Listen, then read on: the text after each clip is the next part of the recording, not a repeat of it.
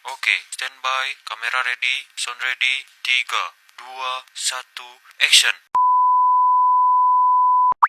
With just one touch, I could with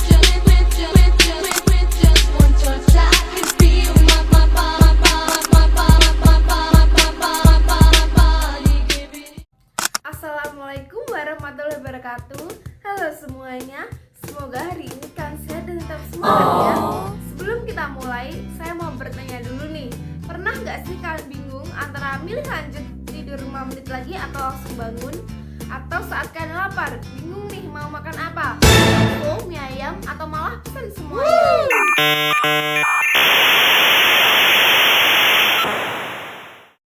Nah, tanpa kita sadari, itu juga termasuk proses pengambilan keputusan. Bedanya kalau keputusan kita sadari mungkin hanya menentukan menu makanan atau jam bangun. Tetapi dalam dunia manajemen, keputusan yang diambil bisa berdampak pada banyak orang. Bahkan menentukan keberhasilan sebuah organisasi atau perusahaan.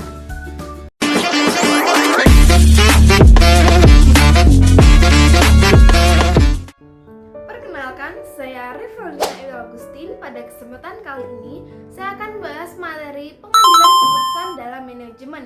Jadi, simak baik-baik ya. Apa sih sebenarnya yang dimaksud dengan pengambilan keputusan itu? Pengambilan keputusan adalah proses intelektual dan sistematis untuk menentukan satu alternatif terbaik dari berbagai pilihan. Nah, jadi seorang manajer tidak boleh mengambil keputusan secara asal, tetapi harus mempertimbangkan data, informasi, manfaat, dan resiko dari setiap pilihan.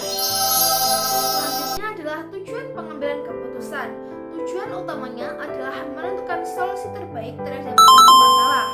Selain itu, keputusan juga berfungsi untuk mengarahkan organisasi agar tetap berjalan sesuai tujuan, mengurangi risiko yang mungkin terjadi, memanfaatkan sumber daya secara efisien, serta mendukung seluruh fungsi manajemen mulai dari perencanaan hingga pengendalian.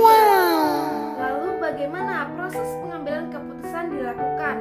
Ada 5 langkah utamanya. Langkah yang pertama adalah mengidentifikasi masalah, yaitu mengetahui apa yang sebenarnya masalah yang sedang dihadapi. Yang kedua, mengumpulkan informasi yang berkaitan dengan masalah tersebut agar keputusannya didasarkan pada data yang benar.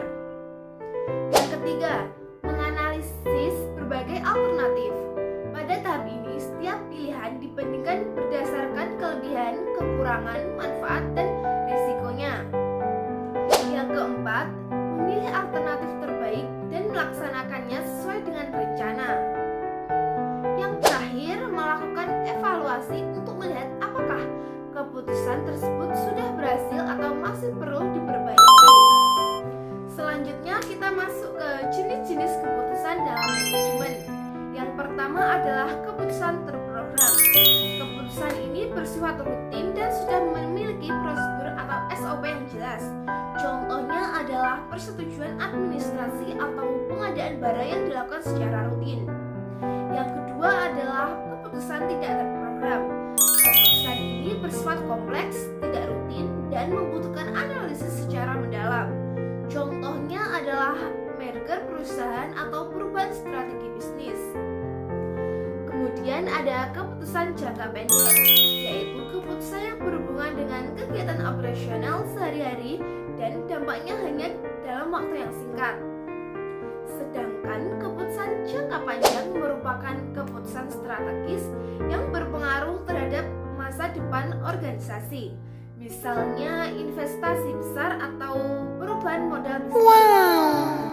Agar mudah untuk dipahami, saya kasih contoh kasusnya ya. Seorang dosen yang memberikan tugas dengan batas pengumpulan pada hari Jumat pukul 12 malam. Setelah batas waktu yang berakhir, ternyata masih ada beberapa mahasiswa yang belum mengumpulkan tugas dikarenakan adanya kendala jaringan internet atau masalah pribadi. Dalam kondisi seperti ini, dosen memiliki beberapa pilihan. Tetap menutup pengumpulan sesuai jadwal, memberikan tambahan waktu kepada semua mahasiswa, atau hanya memberikan perpanjangan kepada mahasiswa yang benar-benar bisa membuktikan kendalanya.